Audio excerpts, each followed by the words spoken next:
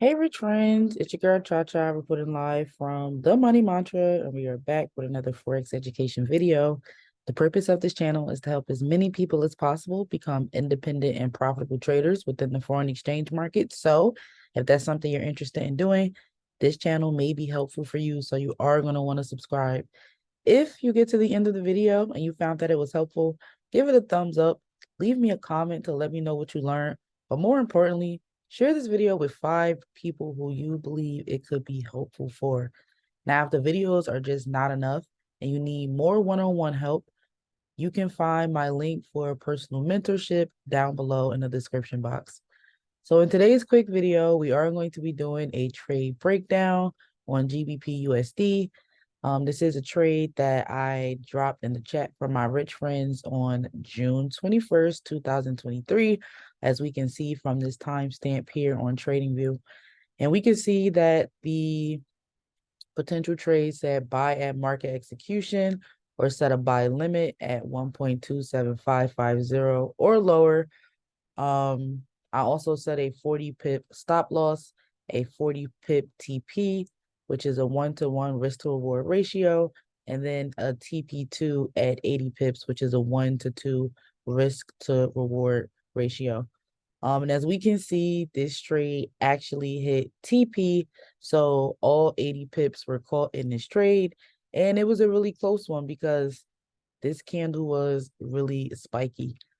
So since this trade actually hit TP, this put me and my team at 165 pips for the week so far, with 3 out of 3 trade ideas hitting their TPs. So we are going to go to TradingView, and I want to show you guys why I decided to take this trade for a buy. And as we can see, I still have my results here on the screen. So as I say in every video, the strategy that I like to use has 2 EMAs. There's the 50 EMA and there is the 200 EMA. Simply put, when the candles are above these EMAs, like such, I tend to look for buy opportunities. Another thing that will cause me to look for a buy is the momentum indicator, which we can see here, MOM. It should be above this dotted line, and it's even better if it's facing up. Because what you'll notice about these indicators is that they are mirroring what the market is doing. So candles are green and going up, you'll be able to see that the momentum indicator is also facing up. And the same thing with the stochastic. If it is facing up, that's letting me know that the market is going up. And something else I look for on the stochastic is that the blue line is above the orange line, letting me know that the buyers have control of the market. Now, contrary, if I were to look for a sell, I would want my candles to be falling below the EMAs like such. I would want to see that my momentum indicator was facing down or below 0. And I will also want to see that my stochastic is below 50% line and the orange is above the blue. And we can see that trade played out for a sell.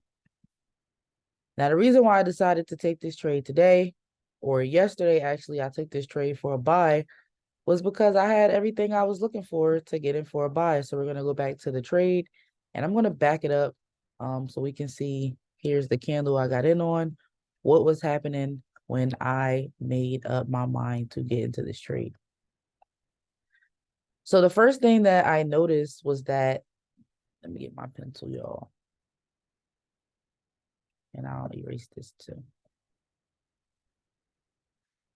The first thing that I noticed was that the candle had broken above the second EMA, right? There was some consolidation here where it was in between, but we can even still see that the candles were above the purple EMA and continued to buy. But once it crossed above the second EMA, I was just like, okay, it looks like this market is ready to take off in that direction. So that was the first confirmation that I saw that made me want to take this trade for a buy. The second thing that I noticed was that the momentum indicator was facing up, right? It wasn't going sideways. It wasn't facing down. It was facing up. which let me know this was my second confirmation to get in for a buy. The third thing I saw was my stochastic was facing up, which is another confirmation, letting me know that the momentum is currently moving upwards. And then the blue was above the orange. And for me, whenever that happens, that lets me know that the buyers are in control of the market. It is the fast line, and we are going to continue to move up. So once I saw that, I said, okay, I'm going to get in for a buy, right? I'm going to get in for a buy. I told myself I was going to set my stop loss around here, right? Because that was a previous level of support. And if it goes back down, that's where I wanted to get out of the trade. And then I set my TP about equally as high. So we're going to press play and we're going to see how this trade actually played out. Did it decide to go up? Right? All right, so we had a drop. We had some drops. And then we had that spike, right? That spike up is really what did it for us and which helps us to reach our TP. So let me actually see if I can. Oh, no, I can't put the box back, but pretty much my TP was up here. And it was hit as we saw from the screenshot at the beginning. So the analysis, it was correct. The market went up for a little bit, right? It hit our first TP, and then the market continued to go up, and then that's when TP2 was actually hit as well. So we can see this market is currently on its way back down, but that's okay because we've already secured our profits. But I really hope that this was helpful into how I was looking at the market and why I decided to take this trade. So that's all I have for you today.